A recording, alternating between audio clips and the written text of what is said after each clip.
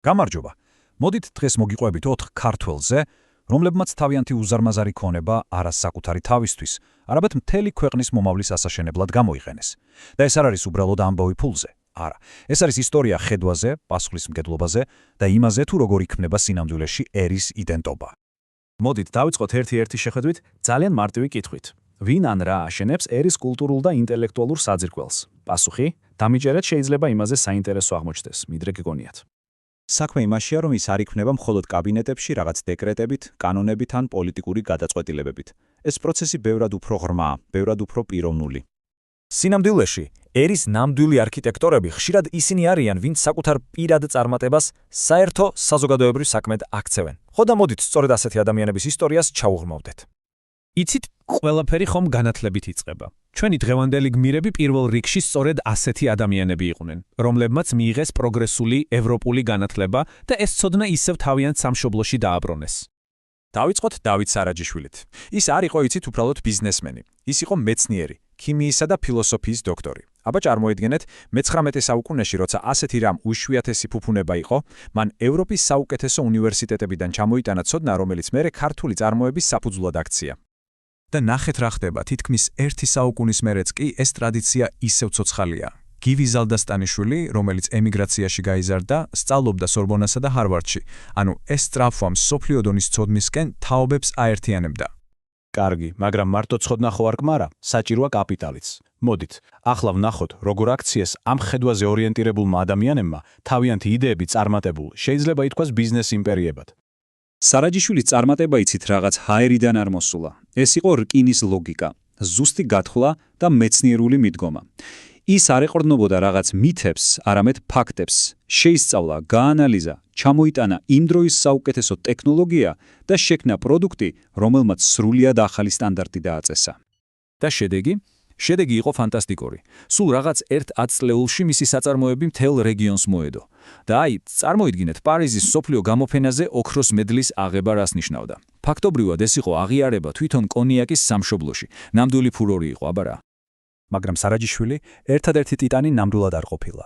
ზუსტად იმავე პერიოდში თბილისის ბედს კიდევ ერთი უმძლავრესი ძალა ძმები ზუბალაშვილები აღალიფებდნენ. მათი იმპერია წარმოუდგენლად მრავალფეროვანი იყო.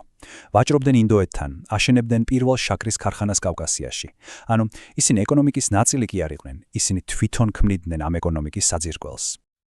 და აი აქ მივდივართ ყველაზე მთავართან, გადამწყვეტ მომენტამდე.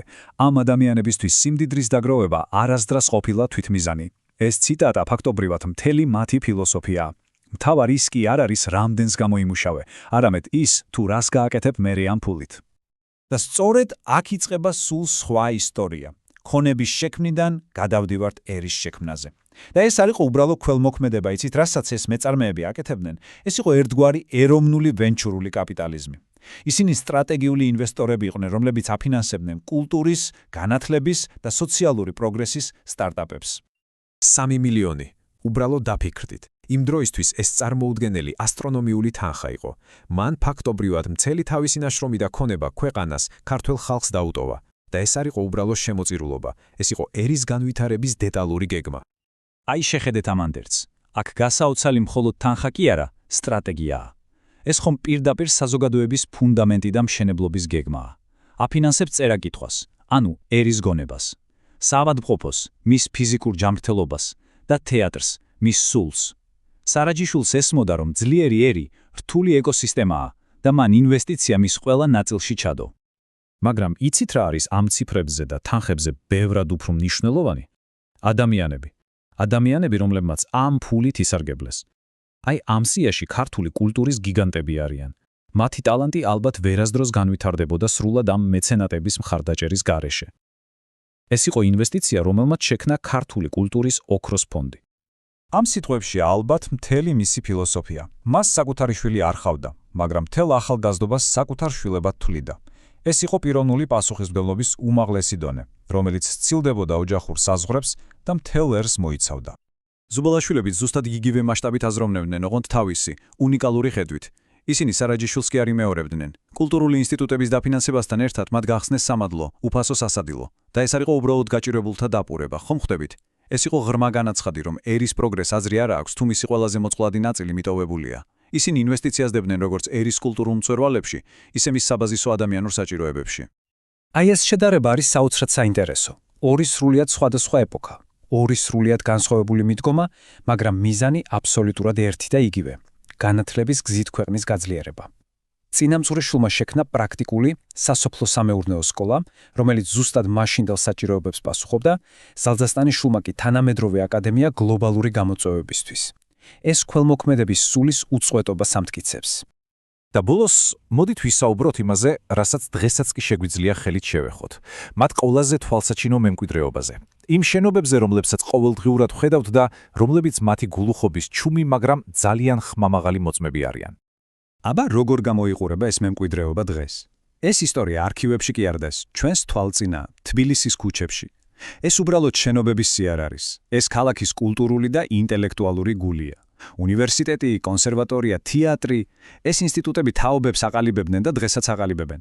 ასე რომ შემდეგში, როცა რუსთაველის გამზირზე გაივლით, გახსოვდეთ, თქვენ სეირნობთ ლანდშაფტში, რომელიც არა მხოლოდ არქიტექტორებმა, არამედ უდიდესმა ქველმოქმედებმა ააშენეს.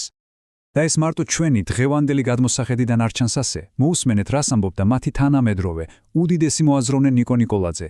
ეს ხაზს უსვამს იმას, რომ მათი ქველმოქმედების მასშტაბი და მიზანდასახულობა იმ დროისთვისაც კი რაღაც განსაკუთრებული და გამორჩეული იყო.